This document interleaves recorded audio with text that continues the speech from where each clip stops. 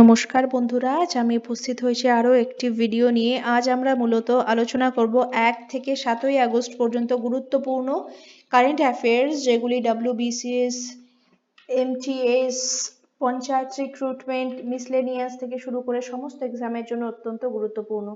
তো চলুন আমরা একে একে দেখি টপিকগুলি।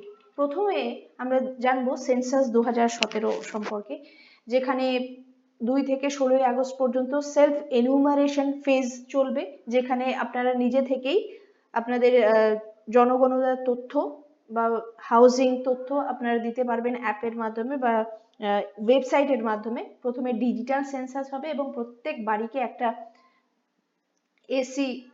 সেন্সাস কিন্তু একটা আইডি দেওয়া হবে। হাউস লিস্টিং এবং পপুলেশন এনুমারেশন 2026-27 ধাপে ধাপে হবে। এখন কিন্তু যেটা হচ্ছে সেলফ এনিউমারেশন বা যেটা হবে সেটি হলো হাউস লিস্টিং, এরপর কিন্তু পপুলেশন এনুমারেশন শুরু হবে। এর লক্ষ্য কি, কেন সেন্সাস চালু করা হচ্ছে? সঠিক তথ্যের জন্য, কুইক রেজাল্টের জন্য এবং ডেটা সিকিউরিটির জন্য। আপনি কিন্তু নিজে থেকেই অ্যাপ বা অনলাইন পোর্টালে নিজের পরিবারের তথ্য দিতে পারবেন সেলফ এনিউমারেশনের মাধ্যমে। এরপর আমরা জানবো কাস্ট এনিউমারেশন সেন্সাস সম্পর্কে 2027-এ কাস্ট ওয়াইজ ডেটা সংগ্রহ করা হবে। Social justice policies, reservation, welfare planning এ এটা খুব সাহায্য করবে। শেষবার কিন্তু কাস্ট ডেটা নেওয়া হয়েছিল 1931 সালের সেন্সাসে। যেমন এর মাধ্যমে, এই কাস্ট এনিউমারেশন এর মাধ্যমে SC, ST, OBC general category wise কত জনসংখ্যা তা জানা যাবে। পরবর্তী ক্ষেত্রে আমরা জানবো যে ওয়েস্ট বেঙ্গল যে SIR 2026 স্পেশাল ইন্টেন্সিভ রিভিশনের যে তালিকা প্রকাশিত হয়েছে, 2026-এর ফেব্রুয়ারিতে আমরা জানি এটি প্রকাশিত হয়েছে। এবং যে ক্লেম, কিছু অবজেকশন ছিল, তারা ট্রাইব্যুনালে অ্যাপ্লাই করেছে, জমা এবং নিষ্পত্তির কাজ কিন্তু চলছে। কিছু সাপ্লিমেন্টারি লিস্ট, ডিলিটেশন লিস্ট এগুলি প্রকাশিত হয়েছে। কেন SIR, কেন এর লক্ষ্য বা উদ্দেশ্য কি? ডুপ্লিকেট নাম বাদ দেওয়া, নতুন ভোটার যোগ করা এবং সঠিক ভোটার তালিকা তৈরি করা। যেমন আপনি যদি আপনার নাম যদি তালিকায় না থাকে, তাহলে আপনাকে ফর্ম 6 জমা দিতে হবে। পরবর্তী টপিক আমরা জানবো election administration West Bengal. Election অ্যাডমিনিস্ট্রেশনের লক্ষ্য কি? ফ্রি, ফেয়ার এবং transparent election, voter awareness. SVEEP এই প্রোগ্রাম চলছে এখন। EVM security, webcasting, model code of conduct এগুলি খুব কঠোরভাবে মানা হচ্ছে। যেমন এই যে SVEEP বা সিস্টেমেটিক ভোটার্স এডুকেশন এবং অ্যান্ড ইলেকটোরাল পার্টিসিপেশন, এর মাধ্যমে কিন্তু নতুন ভোটারদের সচেতন করা হচ্ছে। এর পরের টপিকটি আমরা জানবো, wait for a while, India China 36th WMCC meeting, 36th working mechanism for consultation and coordination বা WMCC মিটিং হয়েছে 7th আগস্ট 2026-এ। এর আলোচ্য বিষয় কি ছিল? LAC তে পিস, ট্রানকুইলিটি, বর্ডার ম্যানেজমেন্ট এবং ডি-এসকালেশন, দ্বিপাক্ষিক সম্পর্ক, তার যে উন্নয়ন, তার উপর জোর দেওয়া হয়েছে। যেমন 2020 গালওয়ান সংঘর্ষের পর থেকে কিন্তু দু দেশেই কিন্তু সীমান্তে উত্তেজনা কমাতে চাইছে এবং একটা শান্তি চুক্তি স্বাক্ষরিত করার দিকেই এগোচ্ছে। এরপর আমরা জানবো ইন্ডিয়া চায়না বর্ডার ট্রেড, যেটা শিবকিলা পাসের মধ্যে দিয়ে হচ্ছে। প্রায় 6 বছর পর শিবকিলা পাস, যেটা কিন্নৌর হিমাচল প্রদেশের মধ্যে দিয়ে ইন্ডিয়া চায়না বর্ডার ট্রেড আবার শুরু হয়েছে। এটা একটি ঐতিহ্যবাহী ট্রেড রুট বা ট্র্যাডিশনাল ট্রেড রুট। এরপর আমরা জানবো ইন্ডিয়ার ইনফ্লেশন বা মুদ্রাস্ফীতি এবং RBI এর যে মনিটারি পলিসি সম্পর্কে। জুলাই 2026-এর CPI যে ইনফ্লেশন, তার রেট, এস্টিমেটেড রেট হলো মুদ্রাস্ফীতির হার 4.5%। ফুড ইনফ্লেশন এটা ভেজিটেবলস, পালসেস এগুলো কিন্তু অনেক বেশি রয়েছে। আর RBI এর ইনফ্লেশন টার্গেট 4%, মানে এই 4.5টাকে 4% নামিয়ে নিয়ে আসা, একটা স্টেবল বা টলারেন্স ব্যান্ড কিন্তু 2 থেকে 6%-এর মধ্যে নর্মাল ধরে নেওয়া হয় ইনফ্লেশন রেট। এখন ভারতের রয়েছে 4.5%, ভারতের উদ্দেশ্য সেটিকে নামিয়ে 4%-এ নিয়ে আসা। মনিটারি পলিসির গোল কি? প্রাইসের মধ্যে যাতে একটা স্টেবিলিটি থাকে এবং গ্রোথ, অবশ্যই উন্নয়ন। যেমন যদি ইনফ্লেশন 6%-এর বেশি চলে যায় তখন আরবিআই কিন্তু রেপো রেট বাড়িয়ে বাজার থেকে মানি কনজিউম করে নিতে পারে। ঠিক আছে, এরপর আমরা জানবো ফুড ইনফ্লেশন এবং মনসুন সম্পর্কে। এই মনসুন 2026 কিছু রাজ্যে কম বৃষ্টি, কিছু রাজ্যে অতিরিক্ত বৃষ্টি, এই যে ডিস্ট্রিবিউশনের যে ভেরিয়েশন মনসুনের, কম বৃষ্টি হলে সেখানে কি হবে? ফসল উৎপাদন কম হবে, ফুড প্রাইস সেই অঞ্চলগুলিতে বেড়ে যাবে। যেমন ডাল, সবজি, তৈলবীজের দাম বাড়ার প্রধান কারণ কিন্তু খারাপ আবহাওয়া বা মনসুন ভেরিয়েবিলিটি। ঠিক আছে, পরের আমরা টপিক জানবো এমপ্লয়মেন্ট জেনারেশন স্কিম। এর উদ্দেশ্য কি?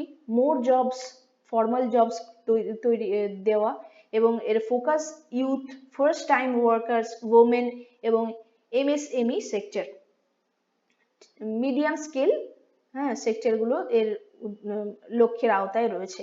যেমন ইপিএফও তে নতুন চাকরির সংখ্যা কিন্তু বাড়ছে। এরপর আমরা পিএম বিকশিত ভারত রোজগার যোজনা সম্পর্কে জানবো। কেন এর উদ্দেশ্যটা কি? ফর্মাল এমপ্লয়মেন্ট বাড়ানোর জন্য একটা গভর্নমেন্ট স্কিম, এবং ফার্স্ট টাইম যে এমপ্লয়িজ তাকে ইনসেন্টিভ দেওয়া হয় এই পিএম বিকশিত ভারত রোজগার যোজনার মাধ্যমে, এবং এমপ্লয়ার্স যারা রয়েছে তারাও ইনসেন্টিভ পান। এবং কোনো উদাহরণ হিসেবে আমরা বলতে পারি যে কোনো সংস্থায় প্রথমবার কাজ করলে এই ইএমপি-তে যদি নামায় তাহলে গভর্নমেন্ট থেকে কিন্তু সহায়তা পাওয়া যেতে পারে। এরপর আমরা ওয়েস্ট বেঙ্গল হর ঘর তিরঙ্গা 2026 সম্পর্কে জানবো। ওয়েস্ট বেঙ্গল প্রথমবার কিন্তু এতে অংশ নিচ্ছে। প্রায় 70 লাখ ন্যাশনাল ফ্ল্যাগস বিতরণ করা হবে। 10th আগস্ট 2026-এ কলকাতাতে ট্রাই কালার একটা র্যালি হবে। এর উদ্দেশ্য কি? দেশপ্রেম, জাতীয় ঐক্য বৃদ্ধি করা। এর পরের কনসেপ্টটি আমরা জানবো, কনসেপ্ট নাম্বার 12। ওকে, এরপর আমরা জানবো West Bengal additional tax devolution. Centre থেকে ওয়েস্ট বেঙ্গলকে অতিরিক্ত ট্যাক্স ডিভলিউশন দেওয়া হয়েছে প্রায় 7,866 কোটি। এটি কিন্তু রাজ্যের আর্থিক উন্নতিতে অত্যন্ত সহায়ক হবে বলে মনে করা হচ্ছে। এরপর আমরা জানবো ওয়েস্ট বেঙ্গলের জিএসটি কালেকশন সম্পর্কে। জুলাইতে জিএসটি কালেকশন অনেক বৃদ্ধি পেয়েছে। স্টেট যে জিএসটি রেভিনিউ তার পরিমাণও কিন্তু বাড়ছে। এর ফলে কি হবে? ইকোনমিক গ্রোথ এবং কমপ্লায়েন্সের ক্ষেত্রে একটা ইতিবাচক ইঙ্গিত এটি ধরে নেওয়া যেতে পারে। এরপর কলকাতা রিং রোড প্রজেক্ট সম্পর্কে আমরা জানবো। এই রিং রোড প্রজেক্ট 120 কিলোমিটারের একটি লং প্রজেক্ট। কাকে সংযুক্ত করবে? ইএম বাইপাস, নিউ টাউন এবং রাজারহাটকে সংযুক্ত করবে এই Kolkata ring road project. Traffic কনজেশন এর ফলে কমবে। যেমন দিল্লির বাইরে যে আউট রিং রয়েছে, গুড়গাঁও, হরিয়ানার যে রয়েছে আউট রিং, সেরকমই কলকাতায় একটা তৈরি করার পরিকল্পনা হচ্ছে। ইএম বাইপাস এবং নিউ টাউন কানেক্টিভিটি সম্পর্কে আমরা জানবো। ফ্লাইওভার এবং রোড প্রজেক্ট এখানে দেওয়া হচ্ছে। এর লক্ষ্য খুব দ্রুত যোগাযোগ এবং যোগাযোগ বৃদ্ধি এবং যানজট কমানো। রাজারহাট নিউ টাউন থেকে এয়ারপোর্টের যে যোগাযোগ তা আরো উন্নত হবে বলে মনে করা হচ্ছে। West Bengal social security pension 1 August থেকে তাদের যে অ্যালাউন্স সেটা বাড়ানো হবে। Old age pension, widow pension, disability pension এগুলি আরো বাড়বে। প্রায় আগের তুলনায় যেটা হয়তো 1000 করেছিল সেটা পরিমাণ বেড়ে 1500 টাকা হবে। এরপর আমরা জানবো CAA implementation in West Bengal. CAA এর অধীনে সিটিজেনশিপ সার্টিফিকেট প্রদান করা হচ্ছে। প্রায় 5966 জনকে সার্টিফিকেট দেওয়া হয়েছে। বাকি যে আবেদন রয়েছে সেগুলিকে 6 মাসের মধ্যে নিষ্পত্তি করার পরিকল্পনা নেওয়া হয়েছে। ইন্ডিয়া ইজ নেইবারহুড ডিপ্লোমেসি, এর উদ্দেশ্য হলো চায়না, বাংলাদেশ, নেপাল, শ্রীলঙ্কা, মালদ্বীপ, মায়ানমার তাদের সাথে একটা ডিপ্লোম্যাটিক রিলেশনশিপকে আরো উন্নত করা, স্টেবিলিটি আনা, কানেক্টিভিটি বাড়ানো, তাদের সাথে মানে বাণিজ্য বৃদ্ধি, trade, people to people contact যাতে হয়, যেমন BBIN বা বাংলাদেশ, ভুটান, ইন্ডিয়া, নেপাল এদের নিয়ে একটি কর্পোরেশন তৈরি হয়েছে। মনসুন 2026 অ্যান্ড এক্সট্রিম ওয়েদার, কিছু জায়গায় একটা বন্যা পরিস্থিতি তৈরি হচ্ছে, আবার কিছু জায়গায় ড্রাউট তৈরি হচ্ছে। ইন্ডিয়ান মেট্রোলজিক্যাল ডিপার্টমেন্ট ফোরকাস্ট করছে একটা ভেরিয়েশন ইন রেইনফল, ঠিক আছে। এর ফলে কি হবে, এগুলি কেন আমরা জানবো মনসুন রেইনফল কম হচ্ছে কি বেশি হচ্ছে, তাদের আমাদের কি বা যায় আসে? এটি কিন্তু এগ্রিকালচার, ওয়াটার রিসোর্স, ডিজাস্টার ম্যানেজমেন্টের জন্য এই আলোচনা অত্যন্ত গুরুত্বপূর্ণ। এরপর আমরা জানবো 150 ইয়ার্স অফ বন্দে মাতারম। 2026 সালে বন্দে মাতারম যে গান গেয়েছিলেন বঙ্কিমচন্দ্র চট্টোপাধ্যায়, যেটি এখন কিন্তু সমস্ত স্কুলে জাতীয় সঙ্গীতের সাথে সাথে এই বন্দে মাতরম গানটি গাওয়া বাধ্যতামূলক প্রায়, এবং 150 বছর পূর্তি হচ্ছে 7 থেকে 15ই আগস্ট ফেজ 3 কমেমোরেটিভ একটা প্রোগ্রাম হবে। এর উদ্দেশ্য কি, কালচারাল ইউনিটি এবং ন্যাশনাল প্রাইড বৃদ্ধি করা। এরপর আমরা জানবো, এই যে আমরা জানলাম তার একটা প্রিভিউ বা একটা সারাংশ যদি আমরা বলতে চাই। সেন্সাস 2027 সম্পর্কে জানলাম, digital self enumeration caste data সম্পর্কেও আমরা জানলাম, যেটাও নেওয়া হবে 2027-এ। SIR 2026 সম্পর্কে জানলাম, যেখানে ভোটার লিস্টকে ক্লিন আপ করা যার উদ্দেশ্য। ইকোনমিতে ইনফ্লেশন রেট বর্তমানে 4.5%।